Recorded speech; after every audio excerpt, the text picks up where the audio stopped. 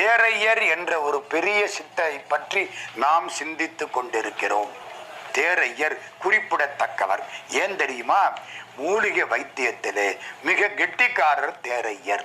எல்லா மூலிகைகளும் இவருக்கு தெரியும். அகத்தியருக்கு தெரியாதது கூட இவருக்கு தெரியும் என்று கூறுவார்கள். அகத்தியர் இவரை பார்த்தார், கட்டளையிட்டார், இனிமே நீ எங்கிட்ட இருக்க வேண்டாம். நீ வாய் பேசாதவனாக வந்தாய்.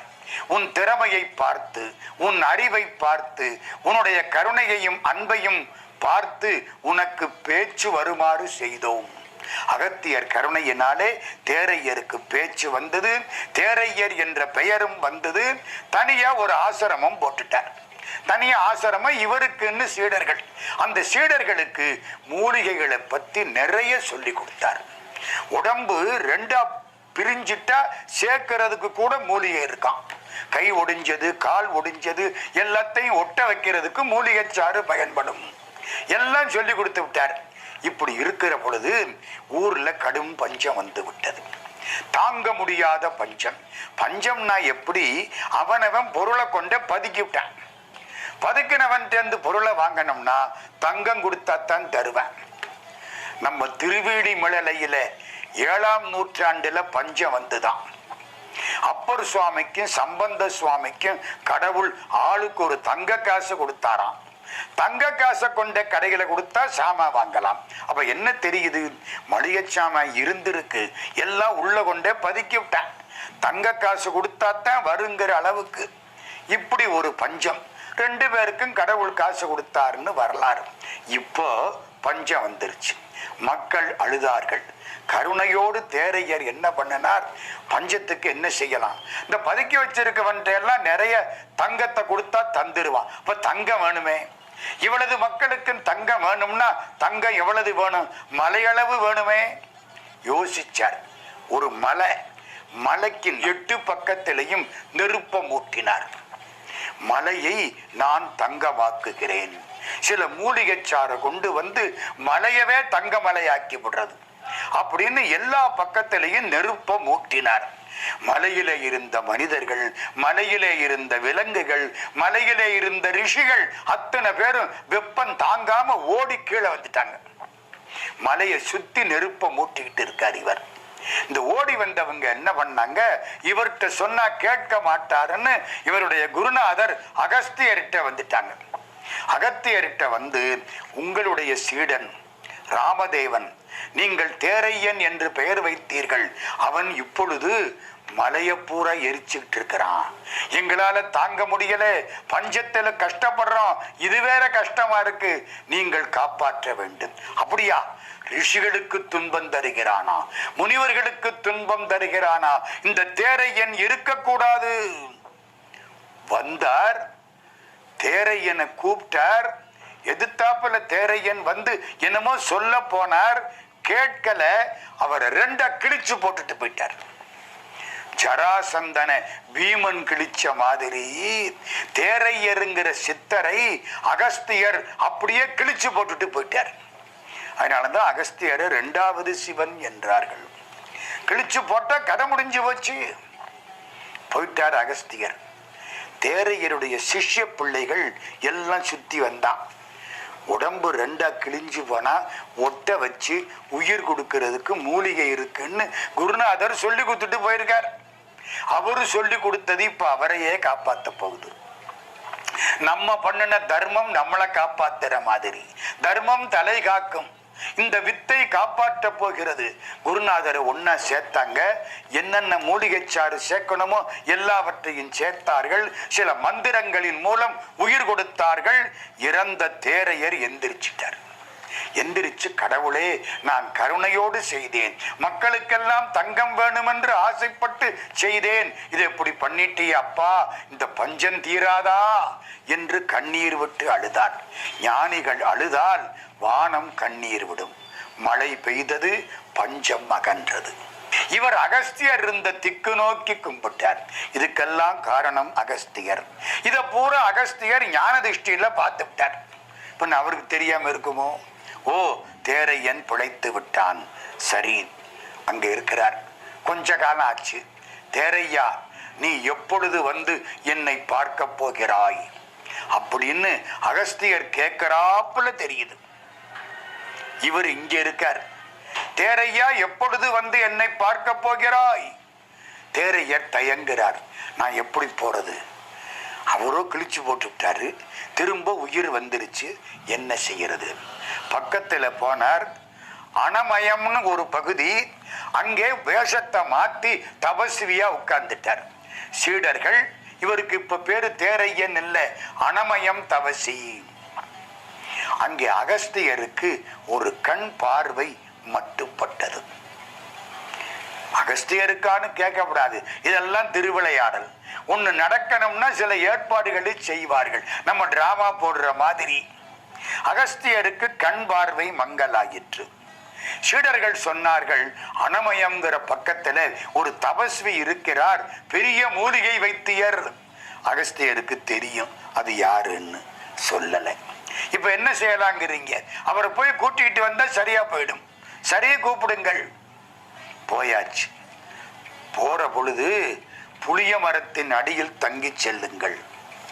அகஸ்தியர் சொல்றார், அனமயம்ங்கிற இடத்துக்கு போற வழியில புளிய மரங்கள் இருக்கும், ராத்திரிக்கு தங்குவீங்கல்ல, தங்குற போது புளிய மரத்தடியில் தங்கி செல்லுங்கள்.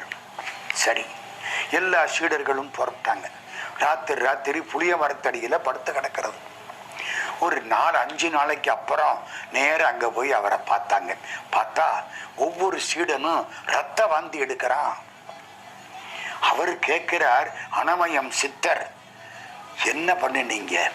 வர்ற வழியில பூரா புளிய மரத்தடியில படுத்து கிடந்தான்.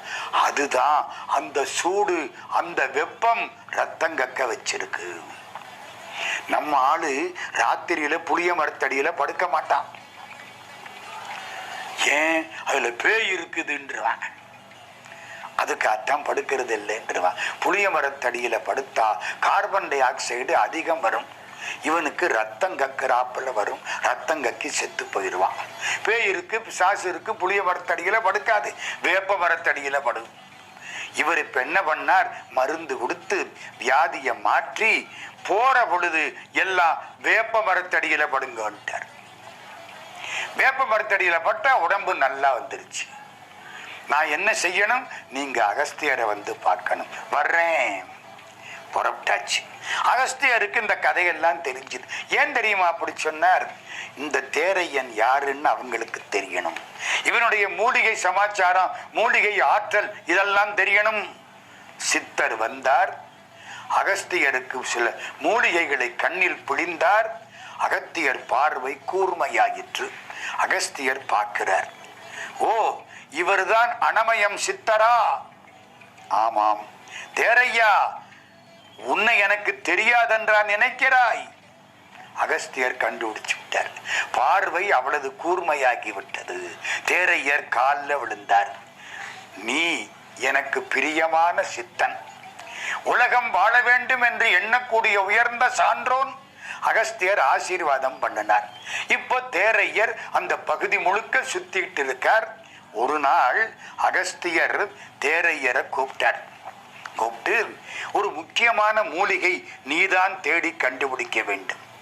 என்ன மூலிகை? கண்வடிச்சான் மூலிகை. அது என்ன கண்வடிச்சான் மூலிகை? கண்ணுல எந்த வியாதி வந்தாலும் அந்த மூலிகை சாறு பிடிந்தால் கண்களுக்கு ஆற்றல் கிடைக்கும், கண்ணோய் போய்விடும். ஆனா ஒண்ணு என்ன? கண்வடிச்சான் மூலிகை புதிய மலையில எங்க இருக்குன்னு தெரியாது. தேரையா, உனக்கு எல்லா மூலிகையும் அடையாளம் தெரியும், அதனாலே நீதான் கண்டுபிடிக்க வேண்டும். அதிலே ஒரு செய்தி, அந்த மூலிகையை பிடுங்கிற பொழுது புகை வரும். அந்த புகை கண்ணுல பட்டா பிடுங்கினவன் கண்ணு போயிடும். நினப்புல வச்சுக்கோ, போ. எப்படி இருக்கு? குருநாதன் சொல்லியாச்சு, சிஷ்ய பிள்ளை அதை ஏற்றுக்கொள்ள வேண்டும். தேரையர் அங்கிருந்து புறப்பட்டார். தேடினார், பலகாலம் தேடினார், என்னென்னமோ மூலிகை எல்லாம் கண்டுபிடிச்சார்.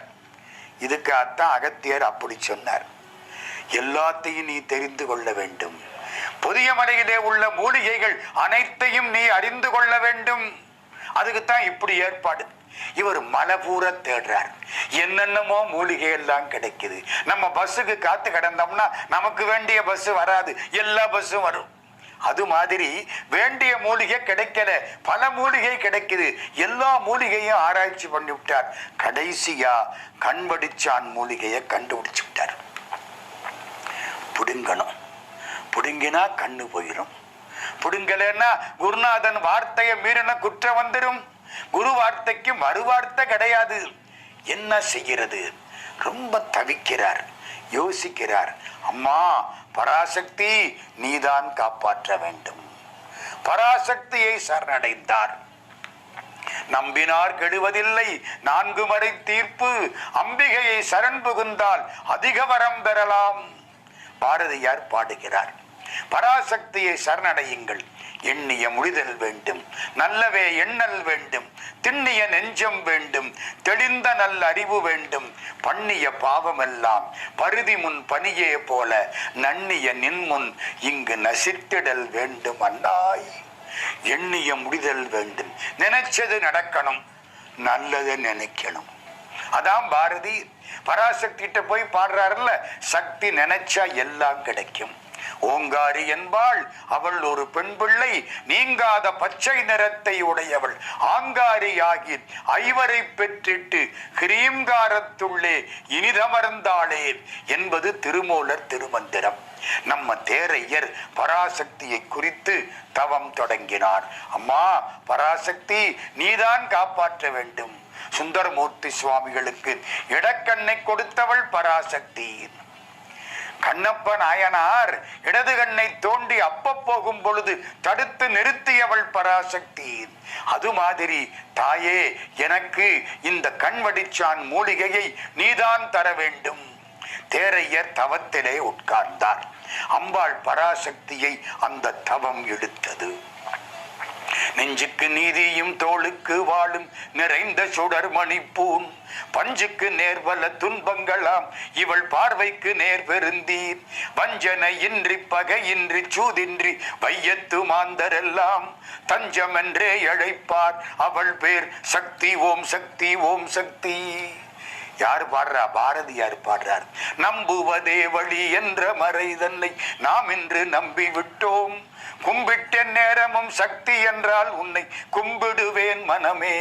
அம்புக்கும் தீக்கும் விடத்துக்கும் நோவுக்கும் அச்சமில்லாதபடி உம்பர்க்கும் இம்பர்க்கும் வாழ்வு தரும் பதம் ஓம் சக்தி, ஓம் சக்தி, ஓம்.